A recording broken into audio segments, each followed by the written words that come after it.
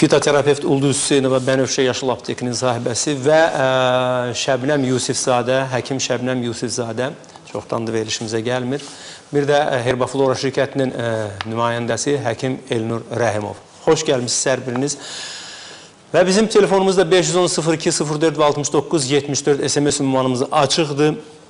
Bir balaca sponsorumuz haqqında məlumat verin. Baş sponsorumuz olan Herbaflora şirkəti 180-ə yaxın məhsul istehsal edir ki, bu məhsulların hamısı insan sağlamlığına xidmət edir. Demək olar ki, bütün apteklərdən soruşsaz, Herbaflora şirkətinin məhsullarını ala bilərsiniz. O ki, qaldı Herbafloranın müəyyən məhsulları var ki, yeni buraxılıb. Onlardan biri xınalardır ki, Fitaton 1, Fitaton 2 və Fitaton 3. Xınalar əsasən də göbələk xəstəliyi, burada SMS-lərin çoxusunda belə bir sual var, göbələk, əlimdə göbələk var, ayağımda göbələk var, dəri ləkələri var, sebareya xəstəlikləri, saç tökülməsi yəni və digər səbəblərdən saç tökülməsinə qarşı bax bu xınalardan istifadə eləmək olar. Xüsusən də Fitaton 1 rəngsiz olduğu üçün, bax bu xına rəngsiz olduğu üçün demək olar ki, bundan kişilər də istifadə eləyə bilər, qorxmadan istifadə eləyə bilər. Digər iki xına isə demək rənglidir, həm qadınlar istifadə edə bilər, həmçinin də müxtəlif rəng şalarları ala bilərlər. Demək olar ki, apteklərin əksəriyyətində var, yalnız Lənkərandan müraciət eləyirlər ki, SMS-lər vasitəsilə Lənkərandan müraciət eləyirlər ki, Fitaton xınalarını alıb tapa bilmirik. Güman edirəm Herbaflora şirkəti bunu nəzərə alacaq. Yaxın zamanda Lənkəranda da Fitaton xınalarının satışı təmin olunacaq. O ki, qaldı ağız boşluğunda olan xəstəliklərə stom anginol preparatı gözəl bir vasitədir ki, diş tibi xəstəlikləri, ağız boşluğu xəstəlikləri demək olar ki, ani olaraq təsir göstərə bilir, çox qısa müddətdə sağaldır, həmçinin səs tutulmalarında da yaxşı nəticə verir.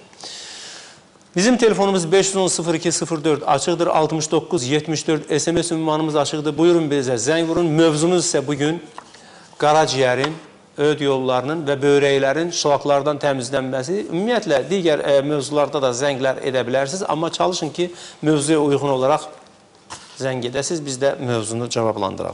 O ki, qaldı Herbaflora jurnalına. Herbaflora jurnalının artıq bu saytı bütün köşklərdə və poçtamplarda var. Əgər abunə yazılmaq istəsəniz, o zaman 437-28-10 nömrəsinə zəng vura bilərsiniz. Mən sizə bir telefonu qəbul edeyim, sonra Ulduz xanım bir giriş eləyər inşallah. Alo. Alo. Bəli. Salam aleyküm. Aleykümə salam. Baxın, mənim qızımın 12 yaşı var. Aha. Elə bil ki, keçən ilin, deməli 5-ci sinif qutarıb, iyun ayından onda başladı kiprikləri ağarmağa. Kiprikləri ağarmağa. Kiprik ağar, iç saçlarında da tək-tək elə bir. Elə bil ki, əvvəlcə biz çox söyləmədik ki, keçər gedər. Sonra bütün klinikaları gəzdirmişik, analizlərini vermişik, hara lazımdır eləmişik. Amma elə bir indi bu ildən onun elə bir ki, əllərinin üstünə, sifətinə ağ ləkələr düşür. Aydın oldu. Xanım, sizdə nəsildə kimsə vitiligo xəstəliyindən... Xeyr, nəslimizdə yoxdur. Yoxdur. Xeyr, onu bizə professor da sual vermişdi, amma yoxdur, bizdə yoxdur. Doktor, sualınız var, İlnur doktor? Oldu xanım, aydın oldu, təşəkkür edirəm, çox sağ olun. Biz sualı indi cavablandıracağıq, amma istəyərdim ki, əvvəl bir Ulduz xanım bugünkü mövzumuza bir giriş eləsin. Ondan sonra biz bu mövzunu davam elətdirək və xəstəyə də, xanıma da cavab verək. Yəni, bugünkü mövzumuz orqanizmin şlaklardan ümumiyyətlə təmizlənməsidir. O cümlədən qaraciyərin, bağırsaqların, böbrəklərin təmizlənməsidir. Ümumiyyətlə, orqanizm özü çox mürəkkəb, unikal bir təmizləyici sistemdir. Yəni, özünün təmizlənmə öhdəsindən gəlir. Amma əgər biz həyat tərzimiz başqa cür olsaydı, başqa bir şəraitdə yaşasaydıq, heç bizim əlavə olaraq orqanizmimizi təmizləməyə ehtiyac olmazdı. Yəni, biz təbiətin qoynunda yaşasaydıq, təbiətlə daha yaxın olsaydıq, təbii qidalardan sırf istifadə etsəydik, çiğ meyvə tərəvəzdən istifadə etsəydik, əlavə konservantlardan istifadə etməsəydik, transportdan istifadə etməsəydik, onda əlbəttə bizim orqanizmimizi təmizləməyə ehtiyac olmazdı. Halbuki, yəni əlavə konservantlar qəbul edirik, bundan qidamızda ümumiyyətlə kimyəvi dərmanlardan çox istifadə edirik. Hələ bu kifayət deyil. Alkoqoldan istifadə edirik, siqaretdən istifadə edirik və bunlar hamısı orqanizm vaxtından tez çirklənməsinə gətirib çıxarır və bu tələb edir ki, biz heç olmasa ildə 2 dəfə orqanizmimizi təmizləyək. Biz nədən bilə bilərik ki, məsələn, bizdə artıq təmizlənməyə ehtiyac vardır. Yəni, söhbət hələ xəstəlikdən getmir. Söhbət gedir ki, nədən hiss edək ki, biz təmizlənməliyik. Yəni, bu təmizlənmələr baş verməsə, artıq sonra xroniki xəstəliklər baş verə bilər. Birincisi, yorğunluq olanda, hər şeyə qıcıqlı olanda, hər bir şeyə əsəbilik olanda, reaksiya verəndə, tez-tez baş ağrıları olanda, bu artıq ondan xəbər verir ki, artıq bədən şlaklarla dolmuşdur, təmizləmə lazımdır. İkincisi, bundan başqa, məsələn, mədə-bağırsaq sistemində diskomfort hiss etdikdə, köp hiss etdikdə, qəbizlik hiss etdikdə, bir də iştahsızlıq. Bunu hiss etdikdə artıq o deməkdir ki, bədən doyub, yəni iştahsızlıq da o deməkdir ki, bədən özü çalışır ki, əlavə qida istəmir. Yəni, özündəki toksinləri hələ bədəndən təmizləmək üçün vaxt qazanmaq istəyir. Artıq demək təmizlənməyə ehtiyac vardır. Sonra tez-tez qrip olduqda, öskürək olduqda, ağız suyu, burundan sular tez-tez askırmalar olduqda, burun suyu axdıqda artıq bu o deməkdir ki, bədən toksinlərlə doludur. Orqanizm çalışır, özü-özünü təmizləsin. Yəni, həmin o selliklə, maye ilə, bəlğəmlə istəyir ki, bədəndəki toksinləri çıxartsın. Bir də dəridə səpkilər göründükdə, dərinin üzərində ləkələr, göz altında halqalar, qaraltılar göründükdə, hətta xırda-xırda ziyillər, xırda-xırda papilomalar çox kiçik artıq başladıqda bu deməkdir ki, artıq bədən şlaklarla dolmuşdur, orqanizmi təmizləmək lazımdır. Və biz bu təmizləməni vaxtında aparmasaq, xroniki xəstəliklər, qastritdir, aterosklerozdur, kolitlərdir, yəni artıq dəri xəstəliklərdir, bunlar başlaya bilər. Təşəkkür edirəm Ulduz xanım. Əslində qalanda insanın ən gözəl ideal vəziyyəti onun ruhani vəziyyətidir. Təsadüfi deyir ki, Allah təbarək təala insana deyir ki, pəhriz saxla, ibadət elə. Əslində qalanda bunu bir qədər diqqətlə, yaxından nəzərə alsaq, baxıb görər ki, o şəxslər ki, ibadətdədir, doğru, dürüst həyat tərzi sürməyə başlayırlar. Birinci, hər gün qadağan olunmuşlardan az-az uzaqlaşmaq. Görürsən, uzaqlaşa, görürsən ki, insanın xarakterində bir yaxşılıq, bir təmizlik əmələ gəlir. Pəhrizkarlıq, bunu yemə, onu yemə, müəyyən şeylər var, qadağa olunmuş şeylər var ki, onu yeməyə görürsən ki, bədən özü-özündən təmizlənməyə doğru gedir. Yuxu rejimi, həyat tərzi, bir neçə şey var ki, qadağanda deyir ki, özür istəyirəm, belə bir şey ifadə var, deyir ki, başqasının yeməyini iyləmə, başqasının pulunu sayma, başqasının qadınına kəc baxma, yəni pis gözlə baxma. Bu üç şeyi əgər bir insan, bir kişi və yaxud da bir qadın görürsən ki, əməl eləyəndə görürsən ki, bədəndə yəni, bədən təkcə qidalar, ətraf mühitlə korlanmır. Həmçinin də ruhi olaraq biz bədənimizi pisliklərlə nə vaxt doldururuq? O zaman ki, düzgün əməl eləmirik, günahları artırırıq, günahlar artdıqca da bədən körlanır, xəstəliklər yaranır. Xəstəliklərin də mənbəyi çox zaman ruhi. Bir də görürsünüz ki, deyirlər ki, get, nə bilim, 3 dəfə falan şeylə, get filan yerə, nə bilim, neynə, filan yerdə nəzir verir, həmən adam sağalır. Maraqlı budur ki, həmən adam sağalır. Fakt budur. Amma görürsən ki, nə qədər dərman atır, kimya, bu, heç bir şey baş vermir. Bu mənada insan ruhi bir varlıqdır. İnsan təkcə maddi varlıq deyil, həm də ruhi varlıqdır. Buna görə də insanın həm bu tərəfi, həm o tərəfi olmalıdır. Həm o cür təmizlənmək lazımdır, həm də bu cür təmizlənmək. Ən azı heç olmasa, ayda bir dəfə olsa, oruç tutub, ac qalıb, yəni bir təmizlənməyə yol vermək lazımdır. Elnur doktor, biz indi söhbəti davam elətdirməmişdən qabaq, mən istəyərdim ki, xanımın telefonunu da cavablandıraq. Buyurun. Özü də qeyd elədi ki, bir neçə dermatoloq müayinəsində olub. Yəni, xəstəlik... Eyni sualı veriblər, bəli. Yəni, xəstəlik elə bir xəstəlikdir ki, biz vizual olmadan da bir şey deyə bilmərik. Bəzən yəqin ki, müayinə olunanda artıq inkar olunub digər göbələk xəstəlikləri və yaxud da ki, ferment çatışmazlığı xəstəliyi melanin pigmentinin olmaması nəticəsində yarana bilir. Amma bunun dissemini olması isə başqa xəstəliklərin də olmasını göstərə bilər. Ona görə ki, yəni, biz belə gözlə görməli və sonra ferment analizləri verilməlidir. Ondan sonra nəsə eləmək olar. Buyurun Şəbnəm xanım, buyurun. Mən əlavə etmək istəyirəm. Biz bu depigmentasiya olur, dəridə müxtəlif ağ ləkələr yaranır.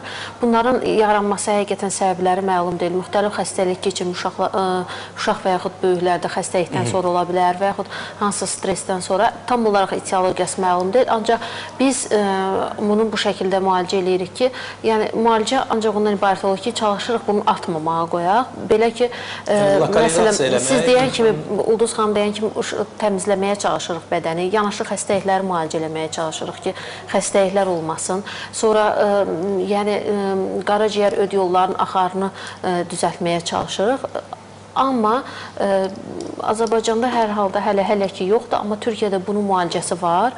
Belə ki, yəni şüalar vasitəsilə, ultratezlikli, onlar vasitəsilə dərinin həmən hansı nöqtələrində var, həmən nahiyələrdə götürə bilirlər.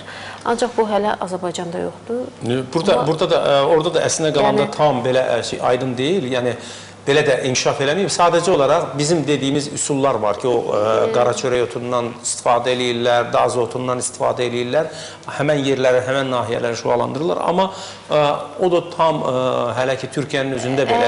Ədəbiyyatların, internetin verdiyi məlumata görə onların da yəni səviyyəsi var, hansı səviyyələrdədir depigmentasiya, o həll eləyirlər. Təşəkkür edirəm, çox sağ olun. Bizim mövzumuzla bağlı bir SMS-i oxumaq istəyirəm. Çarə, 86 yaşım var, qaraciyərim bərkiyib, öksəmdə daş var. Xahiş edirəm, məsləhət verəsiz. Yəni, bu ağıl insan bizdən məsləhət istəyir Ulduz xanım. Mövzumuzla bağlıdır, ona görə buyuruz.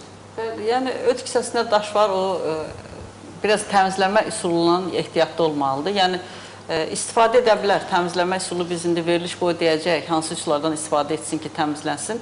Amma çalışsın ki, ona məsələn dibajlar olmaz, öd qozulardan çox istifadə etmək olmaz. Amma yenə daşların, öd daşı da hardasa bir 80% əriyən növ daşlardır. Bitkilər qəbul edə bilər. Yəni, bitkilər qəbul edə bilər. Əgər əriyən daşdırsa, bunu davam edə bilər. Yəni, tam xırdalanıb, tamamilə azad ola bilər. Qaraciyərin bərkiməsinə aid də çoxdur reseptlər. Biz demişik, qara turpdan istifadə etsin, qara çörək otu, balqabaq şirəsi istifadə etsin, limon yaxşıdır, zeytun yağından az miqdar, biraz onun daşı var, ona görə ehtiyatlı olsun. Zeytun yağı ilə məsələn limon qarışıq içə bilməz, o daşı sürüşdürüb öd axarına sala bilər. Daşın ölçüsü məlum deyil, amma ona görə biraz ola bilər ki, çox böyük daşdır ki, yəni. Balaca olsaydı hardasa 4-ə qədər, yəni 0.2, 0.3 olsa, 4-ə qədər olsa, onda elə bütün hər vasitələrdən istifadə edə bilər. Amma daşın ölçüsü böyükdürsə, çox ehtiyatlı olmalıdır. Zəncir otunun şirəsindən istifadə etsin, qaraciyərin təmizlənməsi üçün. Pitrağın köklərinin şirəsindən istifadə etsin. O ilə həm öd daşına da yaxşı təsir göstərir, həm də qaraciyərin bərkiməsini götürür. Biz keçən dəfə demişik eliksir, biz eliksiri 2 cür düzəldirik. Kimdə öd daşı var, onlar üçün ayrı cürdür. Kimdə öd daşı yoxdur, onlar üçün başqa cür. Yəni, o birinci eliksirdən istifadə edə bilər, öd daşı. Biz deyəndə, yəni bənövşə yaşıl aptekini nəzərdə tutursuz. Bənövşə yaşıl apteki, yəni orada mən dediyim pitrağın şirəsidir, zəncir otunun şirəsidir, onlardan istifadə olunub, ənginarın ekstraktıdır. Yəni, bundan istifadə etməklə həm qaraciyər bərkiməsini götürə bilər, həm də elə daşı dəridə bilər. Təşəkkür edirəm. Elə söz düşmüşkən mən istəyirəm ki, Bənövşə Yaşıl Aptekinin nömrələrini xatırladım. Demək, 012-492-2346 və 012-492-29-53 nömrəsinə zəng vursanız, o zaman Bənövşə Yaşıl Apteki ilə əlaqə saxlaya bilərsiniz. Həmçinin də yerini də deyim ki, İçəri şəhərdə neft şirkəti tərəfdən qapıdan daxil olan kimi, elə birinci girən kimi Bənövşə Yaşıl Apteki ilə üzbəüz gələcəksiniz. Odur ki, əgər bu müalicələrdən istifadə etmək istəsəz, Bənövşə Yaşıl Aptekinə müraciət edin. Biz isə qısa fasiləyə ayrılırıq, bizdən ayrılmayın, Çarə efirdədir. Nokia 100 mobil telefonunu 36 manata alın, balansınıza onun dəyəri həcmində pul yüklənilsin. Üstəlik cin nömrə hədiyyə, telefonların sayı məhduddur. Aksel, daha yaxın olaq. Təbiətimizin bizlərə bəxş etdiyi neymətlər sizin süfrələrinizdə fitanat limonadları kimi olacaq. Müasir texnologiyaların vasitəsilə çox təbii dad hər yeməyə xüsusi ləzzət qatacaq. Limon. Kakotu. İtburnu. Tərxun, Qızıl Gül, Duşes, həm uşaqların, həm yaşların sevdiyi dad, Fitanat, təbii dad, təbii ad. Axşam hər şey əla olacaq. Kürəkənimin ən sevimli yeməyi. Salfetlər də hazır. Birdən ləkəli olsaydı.